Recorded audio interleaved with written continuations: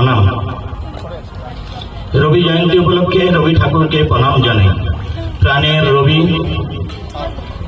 শিব ঠাকুর, দুর্গা ঠাকুর, কত ঠাকুর আছে, তবু কেন যায় যে মন রবি ঠাকুরের কাছে।